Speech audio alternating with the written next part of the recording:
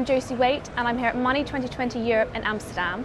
And joining me now is Ralph Echemendia, ethical hacker and CEO of Seguru, and Dr. Mary Aiken, author at cyber-psychologist. Thank you both so much for joining me. So Ralph, I find it fascinating how you've been hacking since you were 14 years old, and for over 25 years you've offered advice and training to multiple companies on this. Can you give me an overview of hacking, and what are the different types and categories of hackers? Oh, well, I mean, hacking really is a matter of mostly seen when you say that word as a criminal act of some sort, but it's not really. In the tech sector, it's really sort of the people who tend to see and use technology in ways that necessarily weren't meant to be used. Most of the time that leads to some sort of security problem in the software and access to information that should not be accessible. And then you've got all kinds of different types, if you were going to call it that have a lot to do with the motive. But they call a black hat and a white hat. This is kind of based on the old Western, since we are kind of in a wild West here, but in a digital space. So the idea of a black hat and a white hat, or a gray hat, which have to do with the white hat obviously being the good guy, the black hat being the bad guy, gray hat being somewhere in the middle. And that's kind of the interesting thing is, that goes to, I think most people are gray hats, in the sense that if you were to put them in a situation where they have to make a personal choice, then they might have to go against their own ethics, which I think is a good lead into the kind of issues that exist in the psychology behind the motives of hacking. Yeah, and in terms of classic behavioral sciences, the motive to engage in hacking can vary from person to person. So you can have people who hack for profit, because they do it because they want to gain something. But then you can have an emotion like revenge. People can hack because they're driven by a desire for retribution. But then you can have hacking just for fun, especially with younger generation. So the point is that, like everything, the behavior is continually evolving, and it's evolving at the rate of the technology. So we have cybersecurity to prevent this, but what's the problem with this in the industry? Well, I mean, I think when you say cybersecurity, it's like saying, we have technology to prevent this, but the issue isn't technology, cybersecurity. This term, in fact, if you really think about it, we didn't even use the word cyber until about 10 years ago. It was called IT. We have IT security now, it's cybersecurity. And so we're just, using different words for ultimately a problem of security and safety. Really, it boils down to a matter of security is an element of safety, as is integrity and a lot of other aspects to this data issue, right? And access to this data. So what we're really dealing with is a matter of selective disclosure, and everybody has different ways to approach that. It's a personal issue, things like privacy and all this kind of thing. So the idea that cybersecurity is a solution, without realizing that the solution is not in the tech, the solution is in the people, in their awareness and education of what they're using. It's not a microwave. You don't really have to understand how that works to get the hot food. But in this case, you have to have a little bit more awareness and understanding of how you're ultimately being used, because that you are data. And the point is, Ralph was speaking about the consumer. How do they protect themselves in terms of somebody trying to hack their data, either individuals or corporations? But also we have to consider this from the behavioral sciences and think about, for those who engage in criminal hacking, how do young kids get involved in this behavior? Because there's no point in trying to prosecute kids after the fact, when they're 15 or 16 or 17.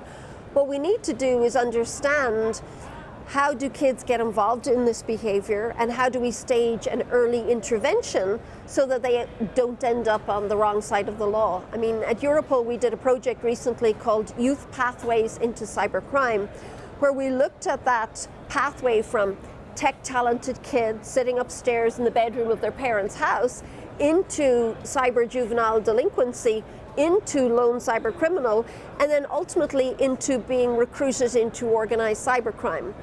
But if you have a kid who maybe has specific learning difficulties or has problems in terms of social isolation, and then they are recruited by organized crime gangs online, is that child a criminal, or are they a victim, or are they both simultaneously?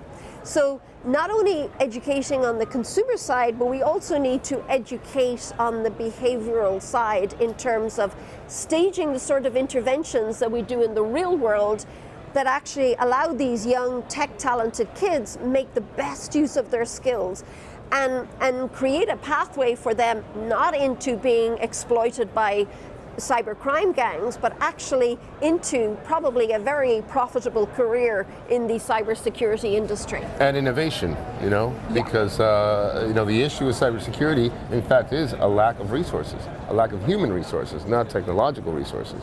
With all the tech, there's not enough people who understand and know how to use the tech in a way that it's truly innovative, to be honest. So.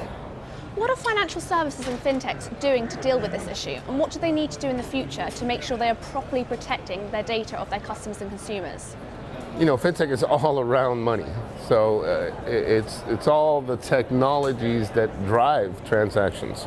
And so a big part of it is, putting security in front of the function that they're supposed to provide, and the performance of the fact that they have to deal with, millions and millions and millions and millions, if not billions of transactions per second, is a hurdle, because then it affects the functionality and it affects the performance of these systems. But secondly, it also affects the consumer experience, the customer's experience.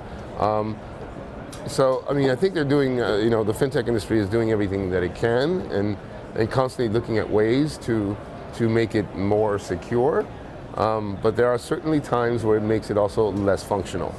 And we have to, fintech has to be careful with balancing that act of functionality versus security. And again, security, take that out. It's a matter of transacting in a safe fashion, and security being, again, one of those things. Because again, there are other elements to fintech that are not just a matter of security. How do I know that those numbers are right? How do I know that these transactions taking place are, only by checking on both sides? But we're relying on what the computer says anyway.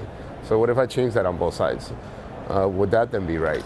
So that's the other aspect of it. It's not just a matter of security. It's a matter of integrity, safety, a lot of other issues. And it's also a matter of factoring the human into the equation. And that's why, we're here today. Ralph is launching Seguru. I'm an advisor to Seguru. And what we did from the outset was factored humans into the equation. And effectively, we have to look at how human behavior is evolving and changing, especially in terms of cybercriminology. I think what fintech has to do is actually, instead of just focusing on technology solutions, is also focus on human behavior and the constant evolving behavior, so that the industry can get to the point of not merely constantly reacting to some new exploit, but actually getting ahead of the process and getting into a position where they're actually predicting and then actually getting ready to deal with what's coming next. Ralph, Mary, thank you very much. That was extremely insightful. Thank you. You're welcome. Thank you for having us. Thank you. And thank you for watching.